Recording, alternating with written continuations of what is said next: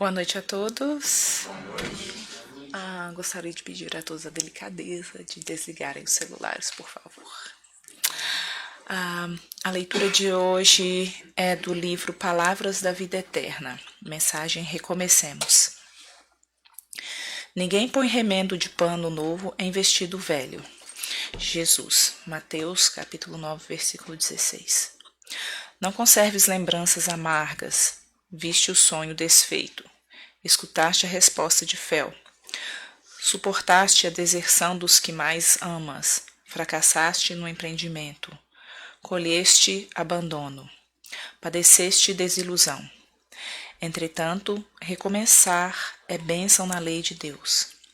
A possibilidade da espiga ressurge na sementeira. A água feita vapor regressa da nuvem para a riqueza da fonte. Torna o calor da primavera na primavera seguinte. Inflama-se o horizonte cada manhã com o fulgor do sol, reformando o valor do dia. Janeiro a janeiro renova-se o ano, oferecendo novo ciclo ao trabalho. É como se tudo estivesse a dizer: se quiseres, podes recomeçar. Disse, porém, o divino amigo que ninguém aproveita remendo novo em pano velho. Desse modo, desfaz-te do imprestável, desvencilha-te do inútil, esquece os enganos que te assaltaram, deita fora as aflições improfícuas. Recomecemos, pois, qualquer esforço com firmeza, lembrando-nos, todavia, de que tudo volta, menos a oportunidade esquecida, que será sempre uma perda real. Vamos fechar os nossos olhos e pedir a Jesus que Ele ilumine o palestrante da noite e que Ele também nos ilumine a todos, para que tenhamos sentimentos de renovação com as palavras da mensagem da noite e que possamos, como os dias, como os anos, como todas as estações, nos renovarmos todas as manhãs. Esteja conosco, Senhor, hoje, agora e sempre, que assim seja. A palestra de hoje é Perdoar Gera Saúde. E vou falar um pouco do nosso palestrante, que é o Birajara Frontin, para os íntimos Bira. O Bira é economista e psicólogo por formação profissional, fundador do Centro de Educação e Orientação Espírita Jesus Gonçalves, no Rio de Janeiro. Em março, a instituição completou 25 anos e conta com cerca de 160 trabalhadores voluntários. A cada ano são oferecidas diversas atividades, como, por exemplo, 200 palestras sobre o Evangelho, 50 sobre fluidoterapia e 50 o Livro dos Espíritos, 50 de assuntos diversos e 20 cursos de temas da doutrina espírita. Na área social, o CEOE atende pessoas das comunidades carentes, além de pessoas com hanseníase e com paralisia cerebral. Bira faz palestras no Brasil, nos Estados Unidos, na Europa e Canadá. Bira é conhecido nosso há muito tempo. A palestra de hoje é Perdoar Gera Saúde. Sinta-se em casa. E bota tempo nisso.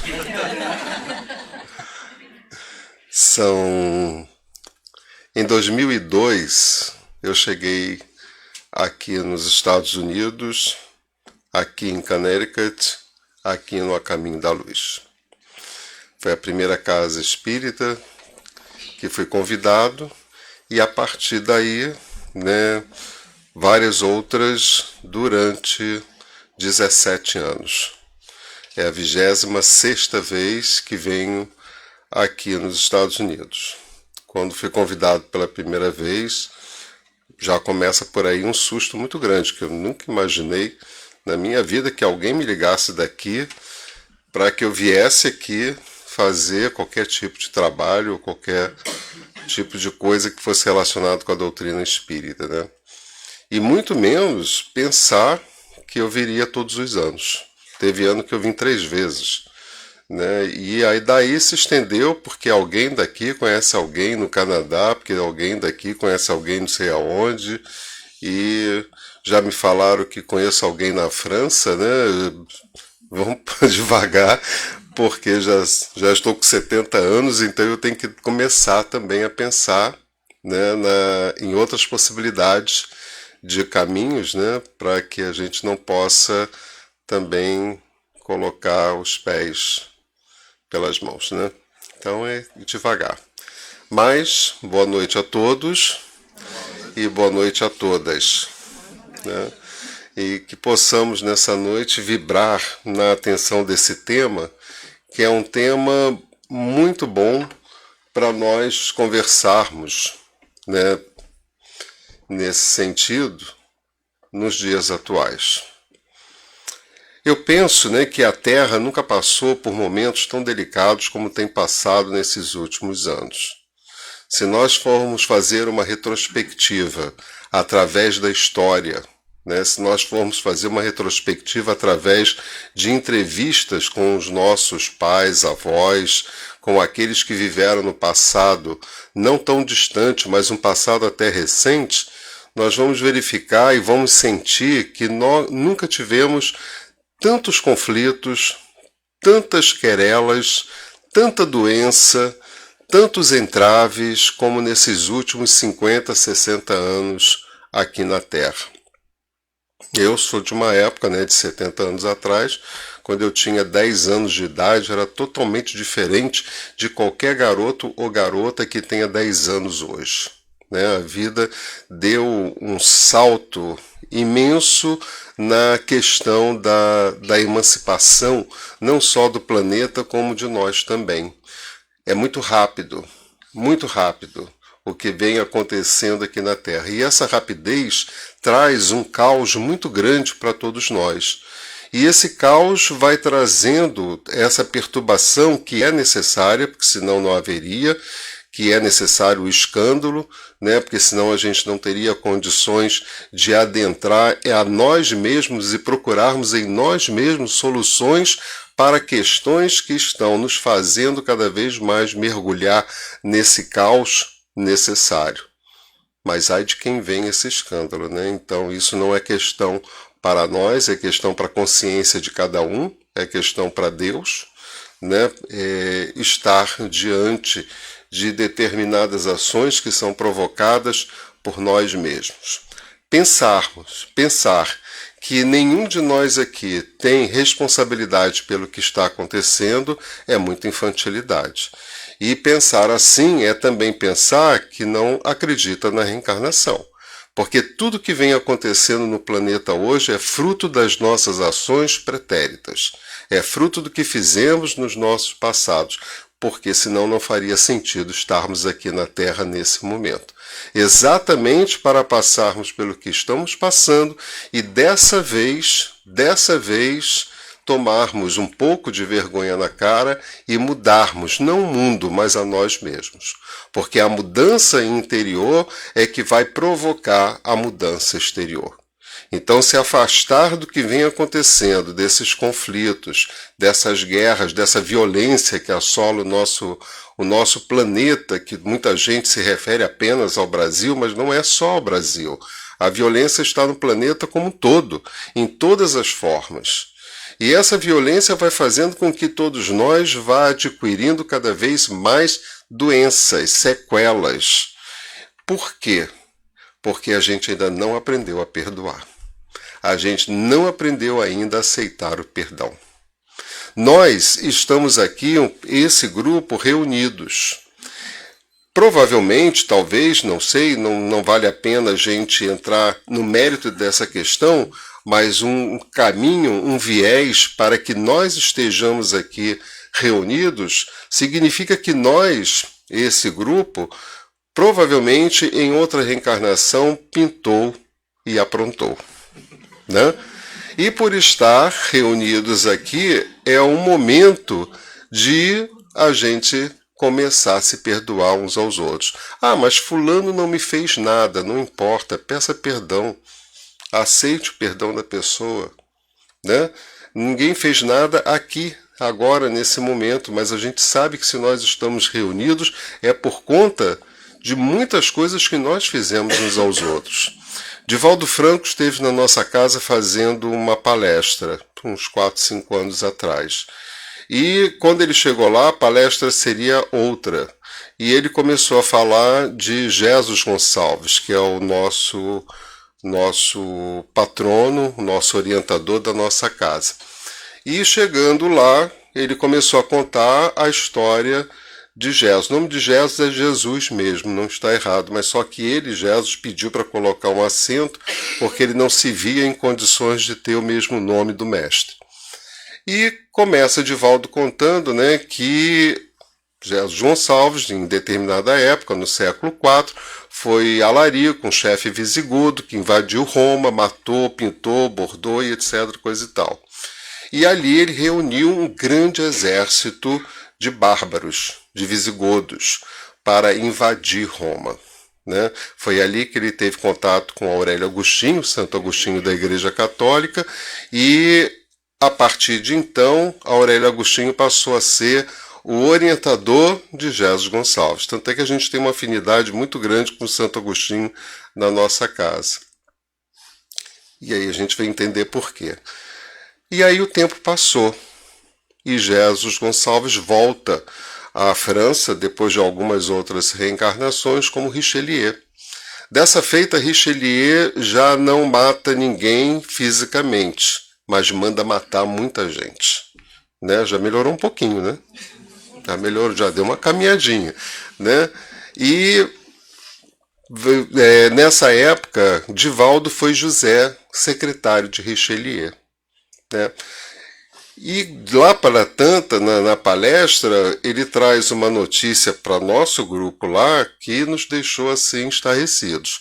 E ele diz, no meio da palestra, assim, Jesus Gonçalves está reunindo nesta casa muitos daqueles visigodos que naquela época, sob seu comando, mataram e tiraram a vida de muita gente.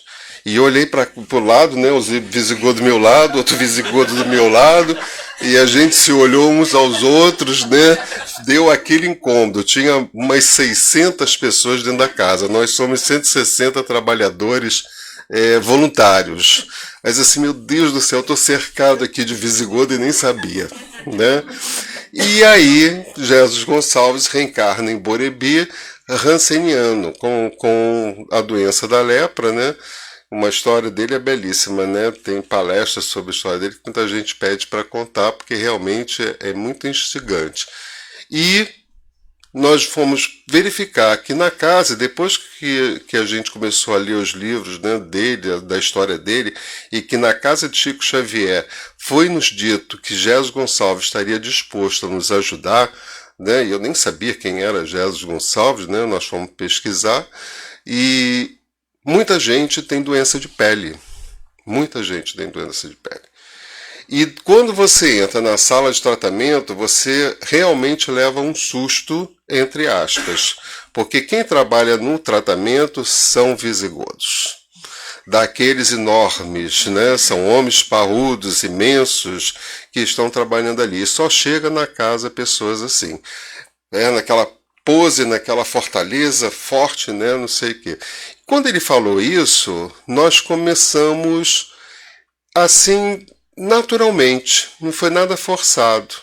Então, quando a gente se encontrava, se esbarrava com um trabalhador em algum dos trabalhos, a gente pedia perdão.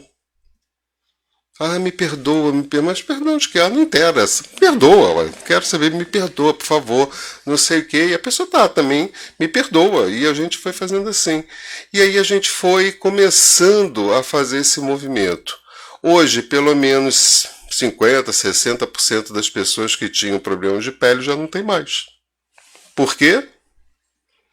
Perdoar gera saúde. Né?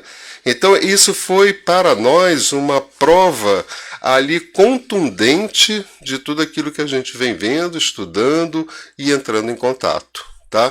Como eu falo muito e mostro poucos slides, pode ser que vocês não vejam nenhum, mas enfim, vamos lá. Vamos ao texto. É o de baixo, né?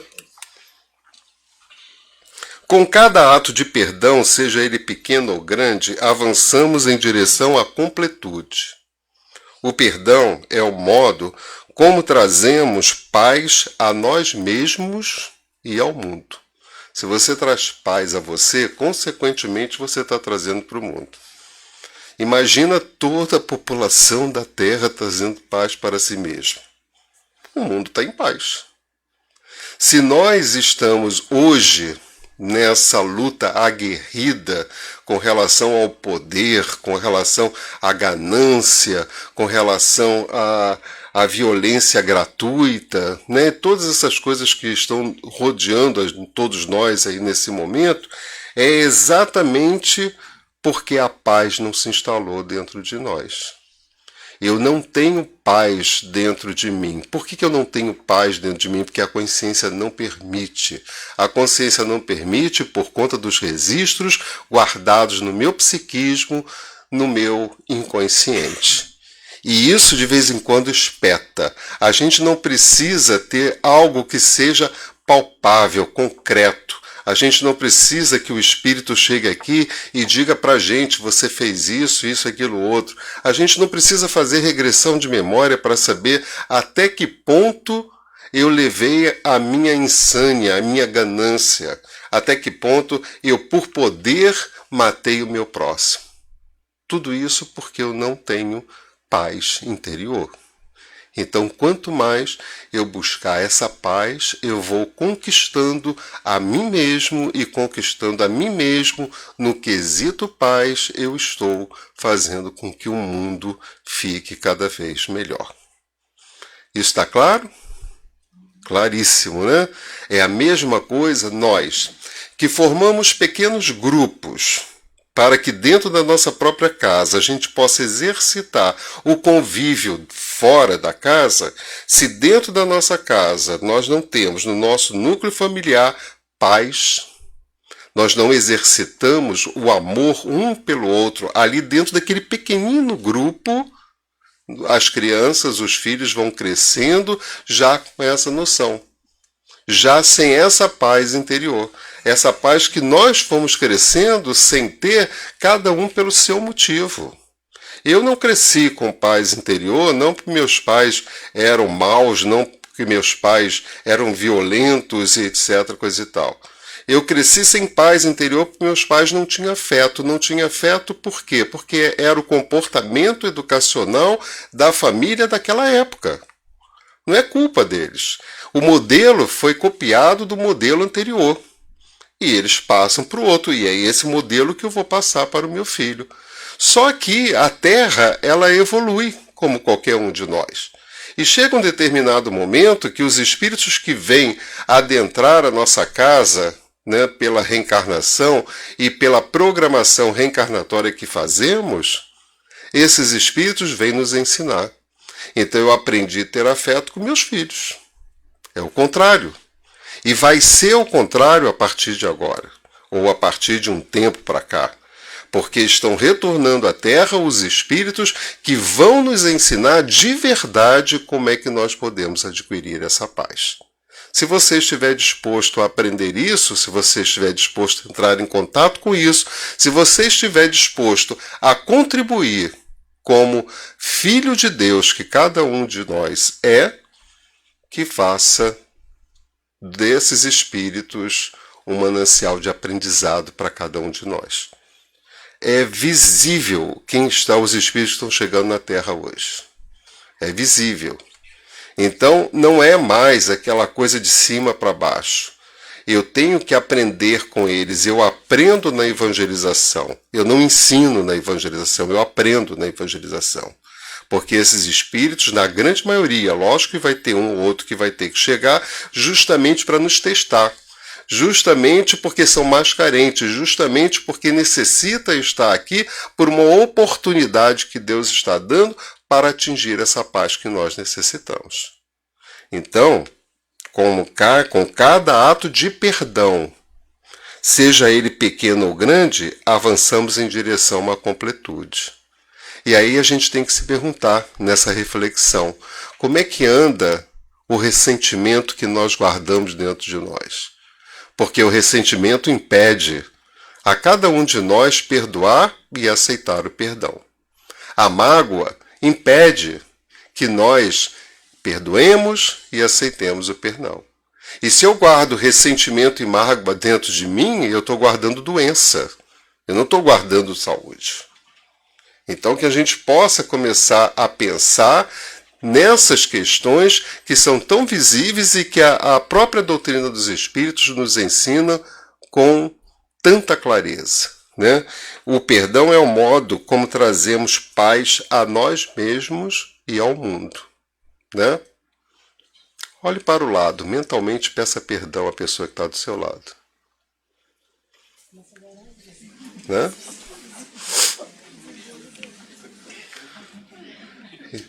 Isso alivia a gente. A gente sente um alívio muito grande quando a gente faz isso. Alivia muito. No atendimento fraterno chega uma pessoa, não, liga para a pessoa quando você chegar em casa e peça, não, mas não fui eu o culpado. Não importa quem seja o culpado, liga para ela e peça perdão. Se não sabe pedir perdão, peça desculpa. Né? Que é antes do perdão, vai exercitando para chegar até o perdão, né? Ah, você me desculpa. Ah, não, eu não vou ligar porque vai bater com o telefone na minha cara. O problema não é seu, o problema é dela que bateu o telefone na sua cara. O que vale é a sua intenção. Liga rápido, desculpa e desliga. Pronto, bateu você primeiro. Se é por isso, está resolvida a sua questão, não é verdade? Mas faça. Faça. Quando a gente antes de fazer, dá tremedeira, dor de barriga, dá uma série de coisas na gente, porque a gente não quer sair dessa zona de conforto, a gente não quer se ver livre das nossas sequelas, das nossas doenças, fica guardando aquilo durante muito tempo. Eu não. Por quê? Porque o orgulho não permite que você retire isso de você. Então enfrente o seu orgulho, né? Enfrente, escancare mesmo. Bota ele de lado e vai em frente, porque você vai sentir um elefante sair das suas costas. Dá uma leveza impressionante. Por quê? Seremos espíritos perfeitos? Seremos. De que forma? Dessa? Não. Só seremos espíritos perfeitos quando perdoarmos e sermos perdoados. Então vamos exercitar. Eu tenho até meia-noite, nem está. A simples verdade é que todos nós cometemos erros e todos nós precisamos do perdão. Não existe uma varinha de condão que possamos agitar para fazer com que voltemos no tempo. Mudemos o que aconteceu e desfaçamos o mal, mas podemos fazer tudo ao nosso alcance para corrigir o erro cometido. Podemos nos esforçar para garantir que o mal nunca mais volte a acontecer. Olha aqui no final o que ele diz. Eu adoro quando os espíritos, ou quando a gente lê na doutrina dos espíritos,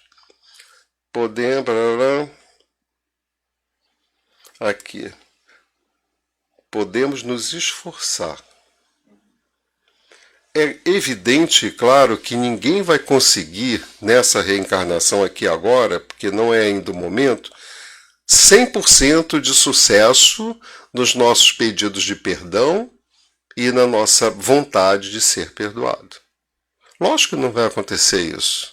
Nós estamos ainda um pouquinho distante de que isso venha a acontecer, mas para os espíritos isso não importa. O que importa? O esforço. É o esforço que eu faço por perdoar o outro. Então eu tenho que começar a exercitar esse esforço para garantir que o mal nunca mais volte a acontecer. É como se... Isso é uma coisa assim que para mim fica clara, né? Se eu estou reencarnado num planeta que é de provas e expiações, só pelo nome a gente sente que não é uma coisa leve, não é uma coisa pesada, né? Boas coisas a gente não fez. Por isso eu estou aqui. E aí a gente fica pensando assim, água, eu acho que tinha aqui, essa aqui. Obrigado. Obrigado. E aí, o que acontece? Eu estou aqui por conta desses registros que eu guardo dentro de mim, que foram provocados nas outras reencarnações e nessa. Por isso eu estou aqui, né? Aí a gente fica pensando assim, reclamando o tempo inteiro, né?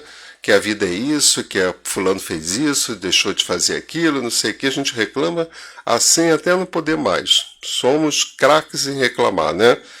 Mas e o que a gente está fazendo para melhorar? Porque a questão não é reclamar, a questão é saber o que está fazendo para melhorar, para não ter que reclamar mais.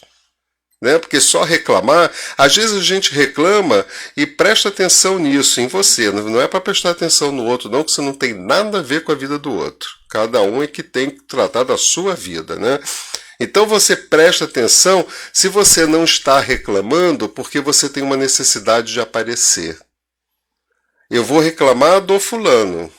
Na casa espírita, então, acontece demais isso, né? Eu vou reclamar do fulano. Mas essa reclamação que eu faço para o fulano, eu não faço para o fulano para ele. Eu faço com todos os presentes, né? Ué, mas por que isso? Para que isso?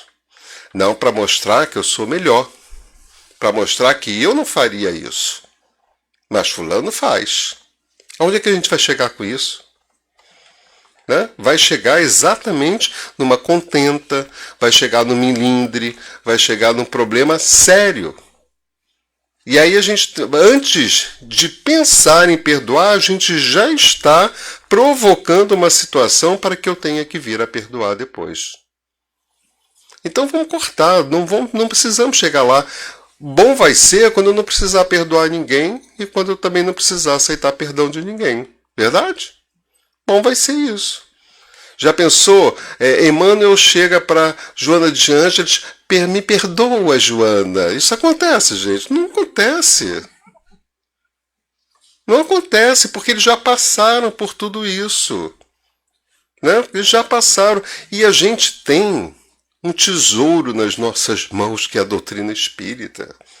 A gente tem um manancial de conhecimentos que pode fazer com que a nossa vida vire da noite para o dia. É só a gente querer, né? É só seguir a Jesus, é só seguir o que está ali. Está tudo aí para a gente. Nós não podemos mais errar, gente. Nós não temos mais direito, porque hoje nós sabemos. Antes nós errávamos porque não sabia. Hoje nós sabemos. E se errarmos, né, muito será pedido, aqui muito foi dado, né? Então estão nos dando muito. E o que eu estou fazendo desse muito, né? Essa que é a questão. Aí umas perguntas para vocês fazerem mentalmente, né? Se fosse numa dinâmica de grupo, a gente estaria discutindo essas questões, né? Que é da maneira como eu gosto mais de trabalhar. Do perdão de quem você necessita? Né? Faça mentalmente, dê a sua resposta para você mesmo. Aí, né? Já vamos exercitando aí uma maneira de entrar em contato com o perdão. Do perdão de quem você necessita. O que você fez? Magoou alguém que ama? O sentimento de culpa ou a vergonha o roem por dentro? Culpa e vergonha. Está ligado ao perdão. Eu às vezes quero perdoar, às vezes quero ser perdoado, mas por conta da culpa e da vergonha eu não faço isso. Causou dor e desespero? Está preso sob os escombros de seus atos, sem qualquer meio visível para sair deles? Né? São perguntas que a gente tem que parar, sentar e fazer para nós mesmos. Entrar em contato, se você quiser, com uma pessoa da sua confiança, também entrar em contato com essas perguntas e debaterem, conversarem sobre isso. Isso é muito positivo, gente, muito bom fazer essa troca. Né? Então é a gente sentar para ver, porque quanto mais eu esmiuçar assim, a mim mesmo, acho que da outra vez eu trouxe aquela imagem da pessoa que abre o peito, não é? Então, quanto mais eu abrir isso para me enxergar dentro de mim mesmo e verificar, eu tenho culpa de alguma coisa, eu tenho vergonha, eu penso, né, que se você tem culpa e não pede perdão por causa da sua culpa, Para mim, né? É menos mal do que você não pedir culpa por causa de vergonha. Eu tenho vergonha de pedir culpa, de pedir perdão. Porque se eu pedir perdão, né, o que ele vai falar? O que ele vai pensar? O que os outros vão dizer? E a gente passa e vem vivendo reencarnação em reencarnação, vivendo por conta dos outros. O que o outro pensa, o que o outro isso, o que o outro isso, o que o outro aquilo. Né? Naquela época, estou com 70, eu tenho uma irmã que está com 72. Ela casou quando tinha acho que 18 anos. Vê quanto tempo tem isso. Né? E ela casou grávida. Naquela época, uma menina casar grávida, Jesus Cristo. Que diferença para hoje. Né? Que diferença. Sabe qual era a preocupação da minha mãe? O que os vizinhos vão pensar? E não apoiou a minha irmã. Quem apoiou a minha irmã foi meu pai, por incrível que pareça, que meu pai não deixava ela ir à porta para abrir a porta para o namorado. Alguém tinha que ir lá abrir a porta, uma namorada entrava, sentava no sofá e ficava os dois sentados, sem mão dadas. Os dois sentados. Esse era o namoro. Naquela época, quem tem o cabelinho branco aí vai lembrar disso. É igual hoje, né? Eu fico porque eu vivi essa época e vivo essa época de agora, né? Com os meus filhos. Tenho 4 filhos, 3 filhos, um 42 anos e 2 de 37, 4 netos. E eu vivi essas 2 épocas. E eu fico vendo, gente, que diferença brutal daquela época para essa época, para hoje. Né? E aí minha irmã, né, filha única assim de mulher, eram 5 homens e uma mulher. E aí foi um caos, foi um drama, verdadeiro drama na família. Meu irmão queria matar meu cunhado, é uma coisa maravilhosa, né? Minha mãe desmaia, coisa de novela, né? Fantástico. E eu sempre fui aquela pessoa que sempre, né, não me preocupava com esse tipo de coisa, né? E apoiei minha irmã. Até porque, entre aspas, eu me senti um pouquinho culpado dessa situação. Porque meu pai só deixava ela ir ao cinema acompanhada de um dos irmãos. Nenhum ia, de jeito nenhum. E eu fazia chantagem com ela, só vou se você me der um beijinho. E que a gente não tinha afeto, gente, era impressionante. Eu, desde pequenininho eu era muito, né, voltado para o afeto, né? Por isso que eu abraço, beijo todo mundo exageradamente para descontar. E aí eu ia para o cinema. Naquela época no Rio de Janeiro, os cinemas eram de 2 andares, né? Eram imensos, não são salas como agora. Olha a outra mudança, né? Entrava no cinema os 3, lógico que eu não ia ficar lá sentado do lado deles, né? Eu ia lá para cima, eles iam para baixo, ou vice-versa, não sei o quê. Eles saíam do cinema e iam para o motel. E voltavam antes do filme acabar. Né?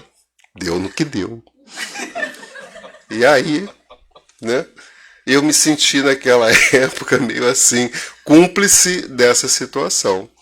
E minha mãe se trancou no quarto, cheia de vergonha. Ela não aparecia. Mas porque o que os vizinhos iriam falar? Hoje que alguém quer saber de vizinho? As coisas mudam, né? E não é uma questão de dizer que muda para melhor, muda para pior. Muda, transforma. Porque a gente tem que passar por essas transformações. Para alguns vão ser transformações boas, para outros não. O lance não é a transformação, o lance é o que eu faço com essa transformação. Né? Conclusão, minha irmã está casada até hoje, já fez boda de ouro, com os 4 filhos dela, com os netos, minha mãe já desencarnou, mas fui eu que peguei o meu sobrinho, botei no colo dela, da minha mãe, que é a avó, né? E a partir daí a coisa melhorou, mas ela guardou essa mágoa por muito tempo, né? Ou seja, não perdoou, que também não tinha nada para perdoar, mas não perdoou, né? Por quê? Porque tinha vergonha. Não era culpa, porque ela podia dizer assim, né? O que eu errei? Eu não eduquei essa menina bem. Aí é culpa. Né? O lance dela era se trancar dentro de casa, nem aparecer na rua fora, porque o que os vizinhos vão falar? Eu me lembro perfeitamente disso. Né? E, infelizmente, naquela época era assim. Hoje a gente já não vê mais isso. Já mudou. Houve uma transformação brutal com relação a isso. Né? A fatalidade da vida é alcançar a harmonia plena, mediante o equilíbrio do amor a si mesmo, ao próximo e a Deus. Qualquer desvio do sentimento do amor que se tenha tomba-se em desequilíbrio, em inarmonia, postergando o processo de evolução e retardando a marcha do progresso na qual todos os seres se encontram colocados. Né? Não adianta, todos nós seremos perfeitos, todos nós seremos espíritos felizes. Não adianta você não querer ser e teimar, ser teimoso e fazer tudo aquilo que não é referente às leis de Deus, porque isso incomoda a cada um de nós. Fazer algo diferente do que Deus pretende para cada um dos seus filhos é ferir a consciência, é o aguilhão que nós sentimos todas as vezes que fazemos algo que não é referente às leis do Criador que se encontram na minha consciência. E aí eu sofro. Eu sofro, mas não admito que sofro. Porque a gente sempre tem esse peso de que está certo. Eu sempre tenho razão.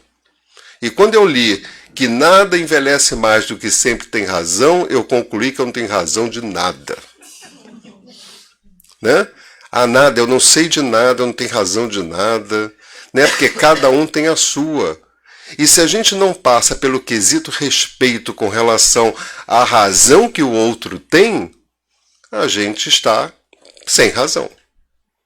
Né? Então eu tenho que buscar na minha razão o respeito que eu tenha que ter pela razão do meu próximo. Né? A fatalidade da vida é alcançar harmonia plena, espírito superior, espírito feliz, mediante o equilíbrio do amor a si mesmo. Repara a ordem que ele dá aqui. Primeiro, a si mesmo. Diz, né, a frase que a gente conhece, amar a Deus, ao próximo a si mesmo. Mas como é que eu posso amar a Deus se eu não amo a mim? Como é que eu posso amar ao próximo se eu não amo a mim? Inverte-se a frase. Então, primeiro eu tenho que buscar esse amor que está dentro de mim e está dentro de mim. Está dentro de mim. Não tenha dúvidas com relação a isso. Não tenha medo de expor esse seu amor. Não tenha vergonha de escancarar esse amor para quem quer que seja. Mesmo que você não tenha, de fato, de verdade, o amor que nós gostaríamos de ter para o próximo, abrace o outro e diga para o outro, eu te amo. Se o outro achar que você está fingindo, se o outro achar que é mentira, é um problema que é do outro, não é o seu. É o exercício que eu vou fazendo para que um dia eu não precise mais dizer que eu te amo, porque é o que eu sinto, e o que eu sinto, você vai sentir. Então comece a exercitar isso. É tão legal aqui nos Estados Unidos, acontece muito isso. Lá no Brasil não acontece tanto não. Vocês brasileiros, nós brasileiros sabemos disso, né? Quando eu vejo muito em filme, e mesmo aqui, né? Os filhos love you, né? Eles acabam a frase love you, sabe? Pode ser até que aquela pessoa não tenha naquele momento esse love you. Mas ele está exercitando de tanta gente. Educação é conjunto de hábitos adquiridos. Adquira esse hábito. Que adquirindo esse hábito você expulsa outros que não são mais hábitos desejados. Que não são mais hábitos que gerem saúde. Então começa a se exercitar, começa a fazer. Né? Ao próximo e a Deus. Então começa esse amor por você. Eu não posso dizer eu te respeito se eu não me respeito. Eu não posso dizer eu te amo se eu não me amo. Não é? Não posso, porque eu não sei o que é amor, eu não me amo. Então como é que eu posso dizer isso? Qualquer desvio do sentimento do amor que se tenha, tomba-se em desequilíbrio e inarmonia. Qualquer desvio do sentimento de amor. Então não tem jeito, nosso caminho é o amor. desviar desse sentimento é sofrer mais tarde. Não tenha dúvida. E é exatamente pelo que a gente passa aqui, agora, nessa presente reencarnação. Porque nas outras a gente não sabia nem qual o significado dessa palavra amor. A gente não entrou em contato com os ensinamentos de Jesus. A gente não exercitou esse amor que a gente tem que ter uns para com os outros, tendo amor por si mesmo. Então esse é o momento de fazer isso. Né? Esse é o momento. Repara, outro dia eu estava lendo algo muito interessante. As pessoas infelizes, as pessoas pessimistas, são as pessoas que ficam mais doentes. As pessoas mais felizes, as pessoas mais otimistas, são as pessoas que têm mais saúde. E é verdade, a gente começa a pesquisar e começa a ver, e a gente percebe que aquela pessoa que é feliz com ela mesma, que exala alegria, né, tranquilidade de uma maneira tranquila, calma, essas dificilmente ficam doentes. Não confundir com aquelas que são felizes, que têm paz interior ou um arremedo de paz interior e são pessoas doentes porque são pessoas que karmicamente precisam passar por aquela situação para dar conta da sua evolução. Mas mesmo assim são felizes. Mesmo assim são felizes. Né? E aí a gente pergunta, né? Com quem que vocês gostariam de caminhar mais, de andar mais? Ser amigos de pessoas pessimistas ou otimistas? Né? A maioria, ou se não todos, vão dizer otimista. Se alguém disser pessimista, procura um médico, né? De preferência um psicólogo. Né? Então, otimista. Aí, essa questão, ótimo, lindo, maravilhoso. Isso é para o externo. Agora vamos para o interno. Você é uma pessoa otimista? Porque se você só quer andar com um otimista e você não sendo otimista, as pessoas não vão querer andar com você. Não é claro isso?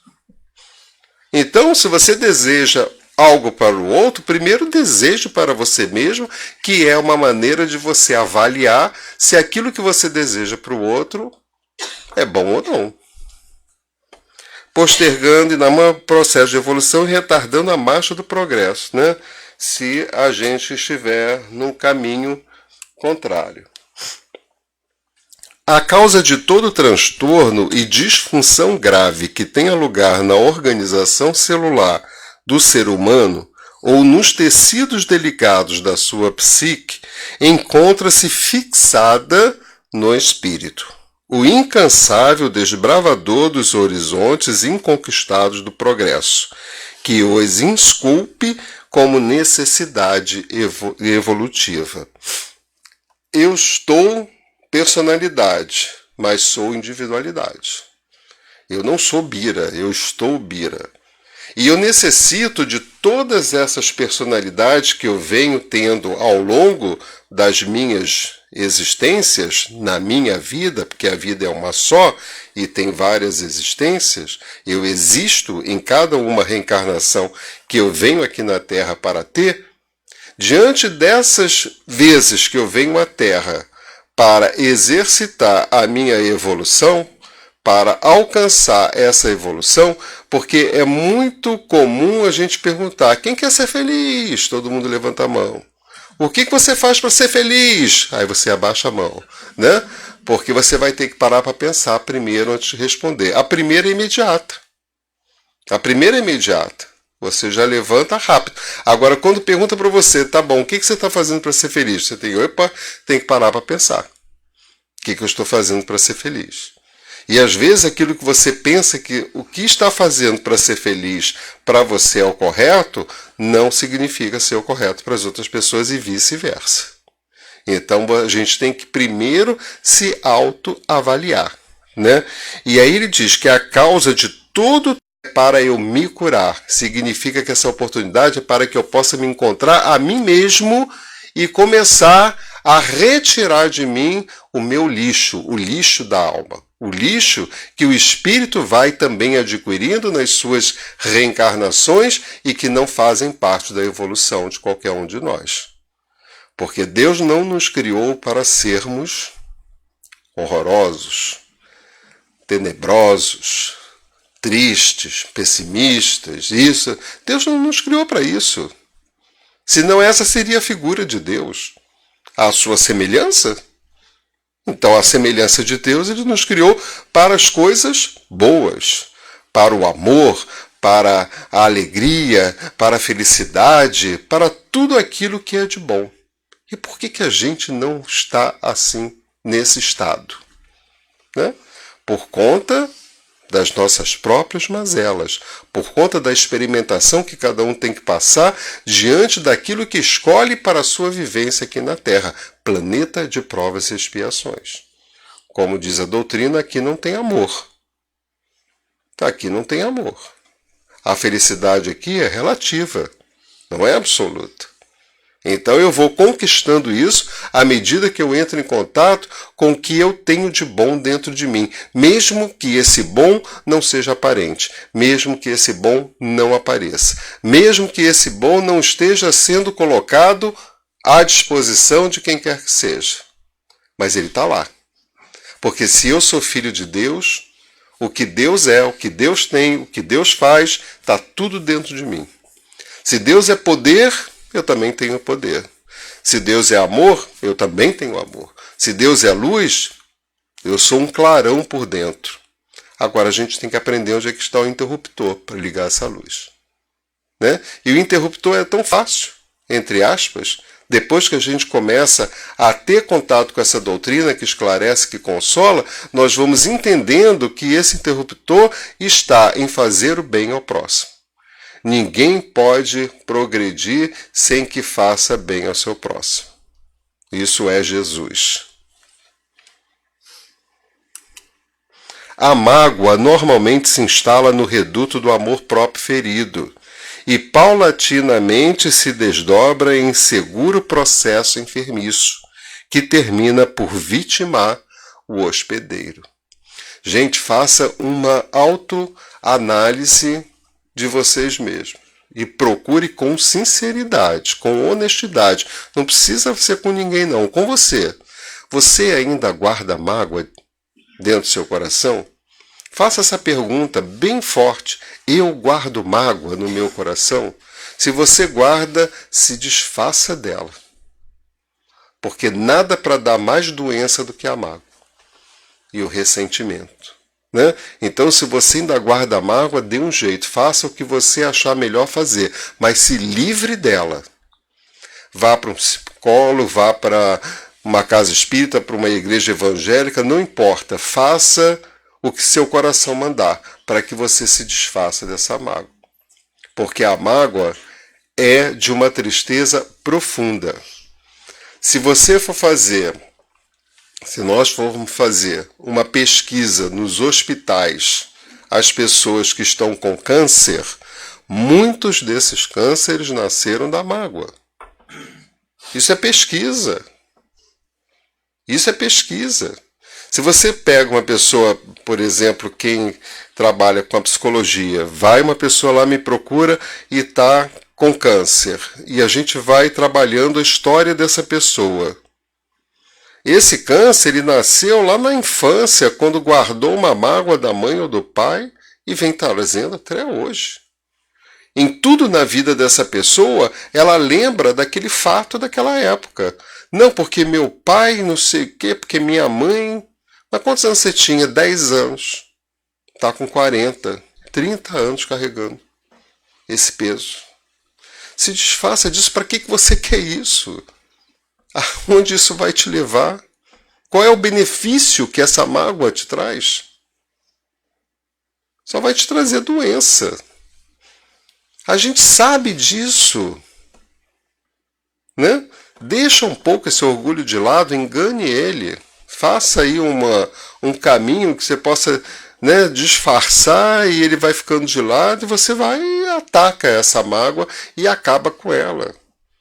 Principalmente buscando aquelas pessoas que originaram essa mágoa em você. Se não tiver perdão aí, fica doente, não tem jeito. Muitas distonias orgânicas, muitas doenças são o resultado do veneno da mágoa, que, gerando altas cargas tóxicas sobre a maquinaria mental, produz desequilíbrio do mecanismo psíquico com lamentáveis consequências nos aparelhos circulatório, digestivo, nervoso e outro. É isso que causa mágoa, né?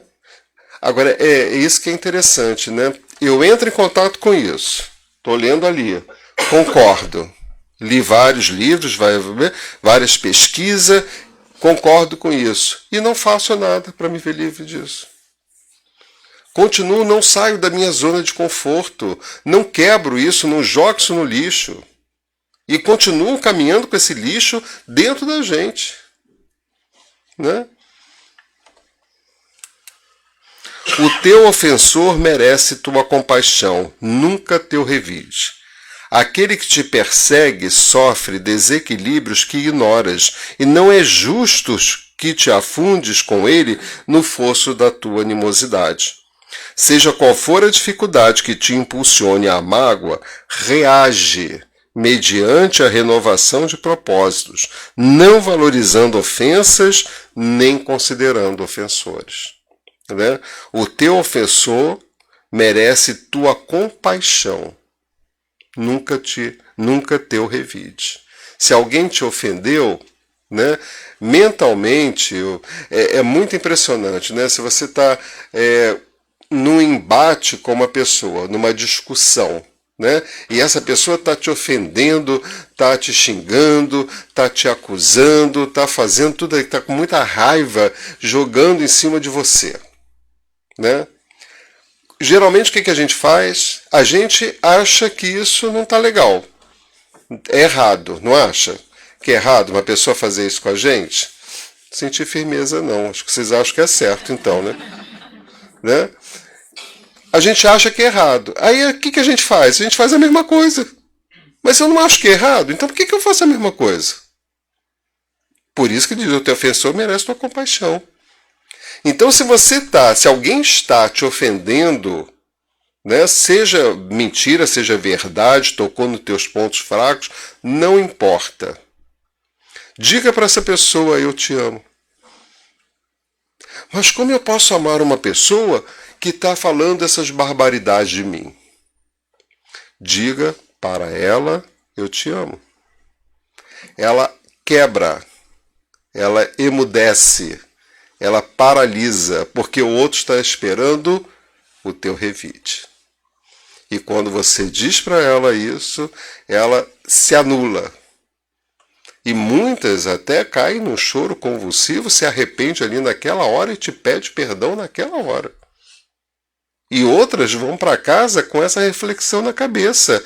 Como que eu ofendi ela daquela forma e ela me diz que me ama? Ah, ela está mentindo, está de gozação comigo. Mas isso fica nela. Fica ali latejando. E vai incomodar. Né? Aquele que te persegue sofre desequilíbrios que ignoras. A gente não sabe por que a outra pessoa está nesse estado. É a mesma coisa, você está dirigindo numa rua, vem um cara e te corta numa alta velocidade. Qual é a reação que a gente tem? Começa a xingar o cara, né, Daniel? Começa a xingar a pessoa, né, e não sei o quê, mas a gente não pensa que ele pode estar indo para o hospital para salvar alguém. A gente não pensa que ele está, né, ali naquele... Ele não quer fazer isso, mas ele precisa fazer. Não. Imagina passar na minha frente, aí a gente pega, né, acelera, corre para passar à frente dele, porque ele não pode passar, sem nem querer saber. Vai com Deus, meu filho, ou meu irmão.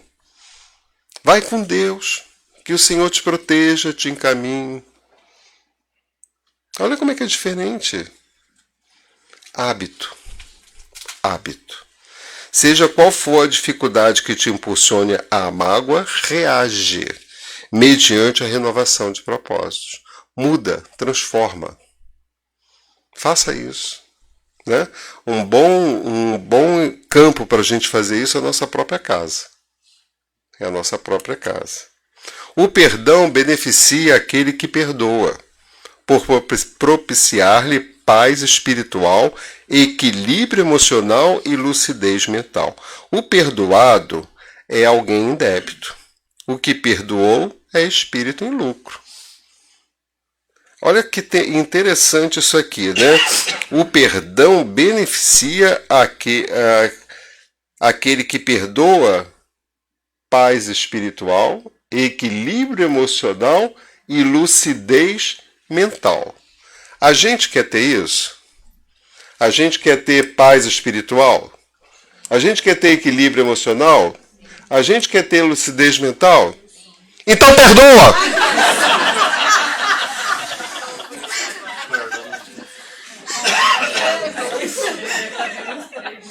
Quem estava dormindo acordou. Perdão por esse grito. Mas esse grito é fruto do meu amor por vocês. Tá? E eu mais ainda. Tá claro? Tá? É preciso... Sabe aquele negócio da pessoa que está histérica ali naquele momento, você chega nela e faz aquele balanço? É esse grito. É uma sacudidela. Vamos de novo? Já entendeu, né? A cura real é uma operação, isso eu só faço em locais que eu sei que eu posso fazer, viu? Porque eu não sou bobo nem nada. A cura real é uma operação profunda da transformação interior. Olha só, mais uma vez, está batendo nessa tecla. Que ocorre somente quando os fatores propiciadores da injunção danosa se modificam para melhor, dando lugar ao equilíbrio das suas variadas funções no campo da energia. Né? Eu vou ter que correr um pouquinho, que a gente só tem 2 minutos. Criar um mundo de perdão não exige que se passe a vida inteira contemplando os valores e as virtudes do perdão. Criar um mundo de perdão é uma prática viva. Olha que lindo isso. Criar um mundo de perdão é uma prática viva. Você pode criar um mundo de perdão hoje mesmo, na sua própria casa. Você pode criar um mundo de perdão hoje mesmo, no centro espírita. Você pode criar um mundo de perdão hoje mesmo, no seu local de trabalho. Você pode criar um mundo de perdão hoje mesmo, na sua comunidade. E por aí vai. Nós vamos criar esse mundo de perdão? Sem precisar gritar, não? Não, né? Perdoe seu filho que chegou tarde ou gritou com você de novo. Perdoe o cônjuge pelas palavras duras que disse. Perdoe o seu vizinho por obrigá-lo a ficar acordado até tarde com uma festa barulhenta quando você tinha que trabalhar de manhã. Perdoe o estranho que rouba sua casa. Perdoe o namorado que deixa você, ou a namorada. Perdoe. Não importa o que façam, perdoe. Saiba que somos todos imperfeitos e estamos apenas lutando para encontrar nosso lugar ao sol. Um lugar onde podemos ser reconhecidos e valorizados por aquilo que somos. Se existe amor, existe perdão. E é lógico que esse amor existe e esse amor está guardado em cada um dos nossos corações. Também existe o perdão. E ele também vai ser cada vez mais expressado através dos nossos lábios, todas as vezes que forem tocadas todas as fímbrias da nossa alma. Quando o Espírito solicitar que acordemos desse sono secular, que deixemos de lado aquele que fomos para ser aquele que queremos ser. E aquele que queremos ser é aquele que abraça, que sorri, é aquele que é solidário, é aquele que ajuda o próximo, é aquele que exercita o amor nas pequeninas coisas. Ter amor e perdoar caminham juntos. E se nós queremos caminharmos juntos no sentido evolutivo da palavra, que possamos nos perdoarmos uns aos outros. Tudo isso para dizer para vocês o quanto eu amo vocês e pedir a vocês que me perdoem. Muita paz.